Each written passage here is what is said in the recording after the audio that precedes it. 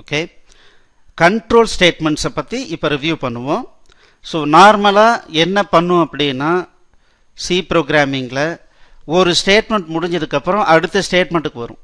அடுத்த ஸ்டேட்மெண்ட்டுக்கு முடிஞ்சோன்னா அதுக்கு அடுத்த ஸ்டேட்மெண்ட். இது என்னன்னு சொல்கிறோன்னா சீக்வன்ஷியல் எக்ஸிக்யூஷன் சொல்கிறோம்.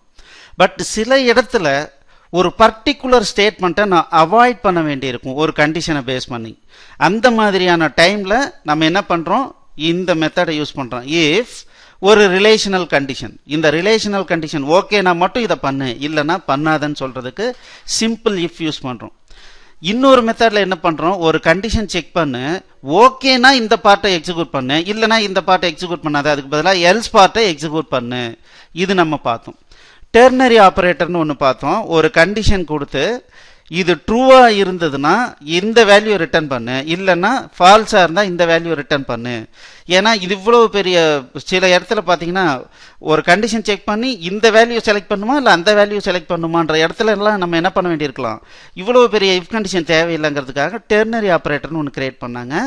ஸோ அப்போ பார்த்தீங்கன்னா ஒரு கண்டிஷன் கொடுக்குறோம், இந்த கண்டிஷன் ட்ரூ அப்படின்னு வந்துச்சுன்னா இந்த ஸ்டேட்மெண்ட் ரன் ஆகுது, இதனுடைய ரிசல்ட் ரிட்டர்ன் ஆகுது. அப்படி இல்லைன்னா இதனுடைய ரிசல்ட்டு ரிட்டர்ன் ஆகுது. இது உங்களுக்கு ஞாபகம் இருக்கும்னு நினைக்கிறேன். அடுத்தது பாருங்க, ஸ்விட்ச் கேஸ் ஸ்டேட்மெண்ட். எனக்கு மல்டிபிள் கண்டிஷன் இருக்கு, ஒரு நியூமரிக்கை பேஸ் பண்ணி. ஒரு எக்ஸாம்பிள் பாருங்களேன், ஒரு யூசருக்கு 6 ஆப்ரேஷன் கொடுக்குறோம். 1வது ஆட், 2வது ரிமூவ், 3வது லிஸ்ட், இந்த மாதிரி கொடுக்குறோன்னு வச்சுக்கோங்க. இதில் 1 2 3 4ன்னு ஆப்ரேஷன் செலக்ட் பண்ணுறாரு. இதில் என்ன செலக்ட் பண்ணாங்களோ அதுக்கு தகுந்த மாதிரி ஒரு ஆப்ரேஷன் பண்ணுங்கும் போது நான் ஸ்விட்ச் கேஸ் யூஸ் பண்ணுறேன். ஸ்விட்சு ஒரு இன்புட், நியூமரிக் இன்புட், இதில் இருக்கிற வேல்யூ இதுவாக இருந்தால் இந்த வேலையை பண்ணிட்டு பிரேக் பண்ணிடு.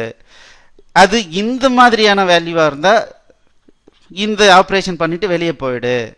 எதுவுமே சூஸ் ஆகலை அப்படின்னா இந்த டிஃபால்ட் எந்த மேட்சிங்கே நடக்கலாம், அட்லீஸ்ட் இதுவாவது பண்ணு அப்படிங்கிற மாதிரி நம்ம இந்த ஸ்விட்ச் கேஸ் ஸ்டேட்மெண்ட்டை நம்ம யூஸ் பண்ணோம். இது கண்டிப்பாக உங்களுக்கு ஞாபகம் இருக்கும்னு நினைக்கிறேன். அப்படி ஞாபகம் இல்லைன்னா தயவு செஞ்சு ரீகால் பண்ணிக்கிங்க, பண்ணிவிட்டு ஃபர்தராக ப்ரொசீட் பண்ணுங்கள். தேங்க்யூ.